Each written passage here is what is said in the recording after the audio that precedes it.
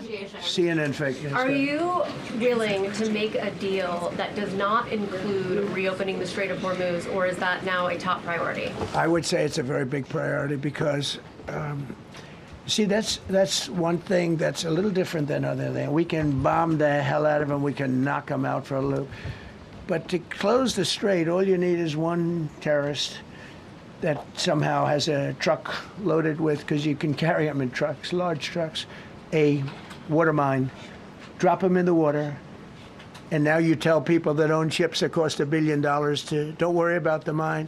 You can do that even just by saying we put mines in the water.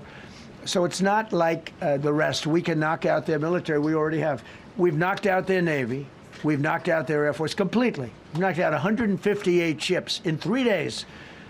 We've knocked out even their mine droppers. They don't have any mine droppers anymore, but they put them on other boats, and they could drop them. I'm not even sure they have any mines there, by the way. I'm not sure. I'm personally, they say there might be 8. I don't know. I think there might be none because they're very good bullshit artists. That's why for 47 years they've been bullshitting other presidents, and they haven't done the job.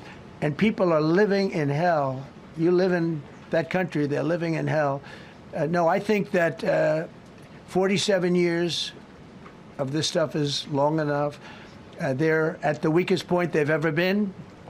They have no Navy, they have no Air Force, they have no anti-aircraft weaponry, they have no radar, they have no communication. In fact, the biggest problem we have in our negotiation is that they can't communicate.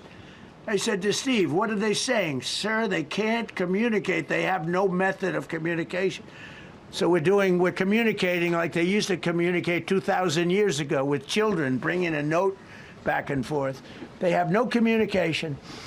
But all I want to see is I want to have a safe world, and you're not going to have a safe world. Israel will be gone. The Middle East will be gone. And then they're coming for Europe. And I have to tell you, I'm very disappointed in NATO, very. I think that NATO, I think it's a mark on NATO that will never disappear in my mind. You know, they're coming to see me on Wednesday. They're going to say, oh, we'll do this, we'll do that. Now they all of a sudden want to send things, you know. But they said it loud and clear at the beginning. When I spoke to UK of all, I would have said they would have been the first because they're the oldest. And I say, yeah, I'd love to have a little help. He said, no, sir, we'd rather wait till you win. I said, I don't need help after we win.